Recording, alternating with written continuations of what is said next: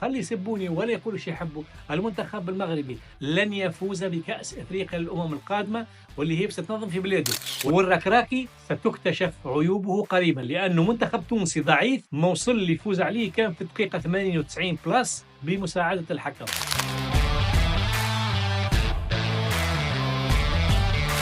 السلام عليكم الناس الكل، وعيدكم مبارك. مبروك للأشقاء المغاربة الفوز في المباراة الودية مع المنتخب التونسي 2-0. ولو أنه المنتخب المغربي ما كان يحتاج البارح أو في المباراة الودية إلى مساعدة الحكم الذي كان يصفر في اتجاه واحد بقطع النظر على كل شيء. بعض النقاط نحب نوضحها في الموضوع هذا. أولا، الساعة المنتخب المغربي ما قدر يسجل هدف كان في الدقيقة 80 عن طريق ركنية. الركنية هذه كانت مسبوقة بخطأ، لأنه اللي طلع الكرة لبرا هو ايوب الكعبي، ماهوش مدافع تونسي ولا لاعب تونسي، دونك ما فماش ركنيه اصلا. هذه النقطه الاولى. النقطه الثانيه، الخطا ينجم يصير في اي ركنيه، في اي مخالفه مباشره، سوء تمركز، قله انتباه، يعني سوء تركيز في لحظات، في ثواني، ولذا ما نحبش الناس تهولها. لان اليوم كما نسمع انا احمد عداله زميلنا الصحفي في موزاييك، والكارثه وعقده المنتخب المغربي وسوء تمركز واداء ضعيف. فاش قام هذا الكل؟ فاش قام؟ نلعب ضد البرازيل احنا. المنتخب المغربي للتذكير اللي فزنا عليه او ترشحنا على ظهره هو الكأس العالم 2006 في دقيقة 90 ولا 89، كورة مشرولة من عند عادل الشاذلي دخلت في الفيليه باش ترشحنا احنا لكأس العالم. يعني ما هوش جديد انه ديما فما تحدي بين المنتخب التونسي والمنتخب المغربي، ولا المنتخب التونسي والمنتخب الجزائري او المنتخب المصري. هذا معروف، معنا في شمال افريقيا الدربيات هكا تتلعب. النقطة الثانية انه البارح الحكم ما اعطاش المباراة حقها، لانه مباراة ودية بالنهاية. يعني سكور 3 بلاش، 4 بلاش، 5 بلاش، منا جول مش مهم انك انت تزفر في اتجاه واحد وتشنج لاعبين وتخرج ورقة حمراء في الدقيقة 90 زي مش عارف قداش اللي يلعب، ما عندها حتى معنى.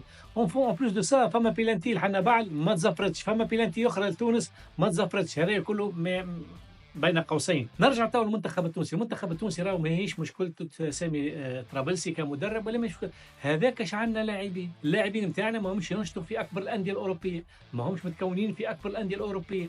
هذاك مستوانا، ومستوانا باش يتطور وباش يتحسن. مش كي تجيب سامي طرابلسي، كي تجيب مورينيو، كي تجيب شكون اقوى مدرب توا لويس انريكي، تجيب كارلو انشيلوتي. هذاك الجوالات اللي عندك، هذاك هو.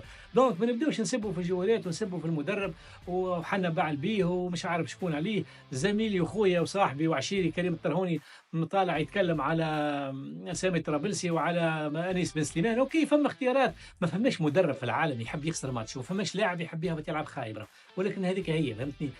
فرجاني ساسي بالرغم اللي برشا انتقادات، فرجاني ساسي بالنسبه لي انا ايتي لوم دو ماتش، برشا جوالات عطاو الماكسيموم تاعهم. هذيك هي امكانياتنا. اليوم اذا نحبوا نصلحوا ونحبوا نصحوا، راهو ماهوش باش تبدل لونترونور. اليوم يلزم منظومه التعليم اللي تكلمت عليها انا عام 1991. ركزوا مليح، 1991 البروجي دو فان ديتود نتاعي في الميموار دو فان ديتود مع الدكتور بالحسن ملوش تكلمنا في النقطه هذه، انه نظام التعليم في تونس غلط، يلزم يتغير. يلزم التلميذ التونسي يكمل قرايته الساعه 3 ظهرا، ما 3 نتاع العشيه لازم يكمل قرايته. المغروم بالمسرح يمشي للمسرح، واللي مغروم بالسينما يمشي للسينما، واللي مغروم بالفوتبول يمشي يعمل فوتبول، واللي مغروم بالسباحه. كل واحد يمشي يمارس هوايته، لانه احنا تلامذه الكل تروح الستة والخمسة والكلها تتصب فرد وقت.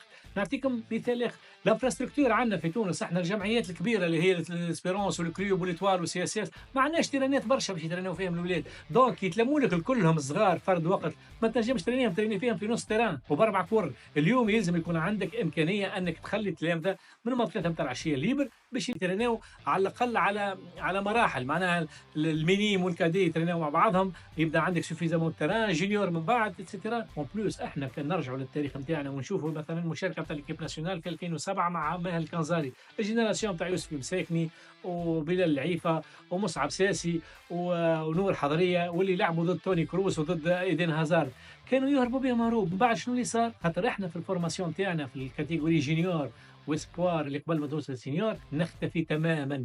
نجم نقارعوا اعتى المنتخبات في الكاتيجوري مينيم وكادي، ولكن كي نوصلوا الجونيور والسينيور وقت اللي يلزم الخدمه صحيحه، وتشوف انت اشرف حكيمي كيفاش يلعب، وتشوف احنا جوالات كيفاش يلعب. ليكزومبل بسيط، يان فاليري على الكوتي دروا خدمته كانت صحيحه، كورته كانت صحيحه. علاش؟ خاطر متكون لبرا. دونك بطولتنا هذاك ايش باش تنتج. ما تستناوش باش نمشيو لكوب دافريك ونهزوا كوب دافريك، وما تستناوش باش تمشيو للكوبا راو باش نهزوا كوبا راو، راهو هذيك هي. وما كان ترشحنا لكاس العالم ما تستناوش باش نعملوا اكسبلوا في كاس العالم، هذيك هي حدودنا بامكانياتنا. اذا نحبوا نتطوروا على المستوى الرياضي وعندنا الماده الخام. كي تشوف انت الملولي وتشوف الحفناوي وتشوف أنس جابر وتشوف الجمودي قبلهم وتشوف الستار اللي طلعناهم في الفوتبول. اليوم ما عادش عندك كريم حقي وما عادش عندك حاتم الطرابلسي وما عادش عندك فوزي الرويسي وما عادش عندك عادل السليمي وما عندكش عايد الحمروني وما عندكش شكري الواعر خالد بدره ما عادش عندك والمرحوم برخيصه. دونك هذيك هي. احنا كي بات الفريق نستناو كل 10 سنين تجينا شي هكا جينيراسيون مع بعضها تعمل لنا يا منتخب نمشيو بيه الفينال ونمشيو. هذاك هو خويا. احنا ما نعيشوا بالفريب. بات الفريب نتاعنا توا لا غالب سلعتها مضعضع ماهيش قويه.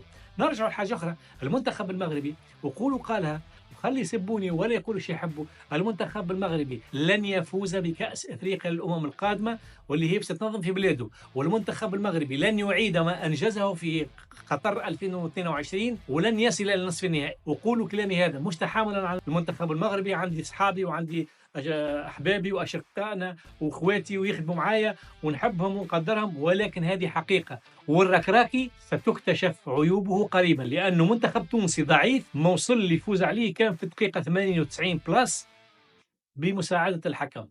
السلام عليكم.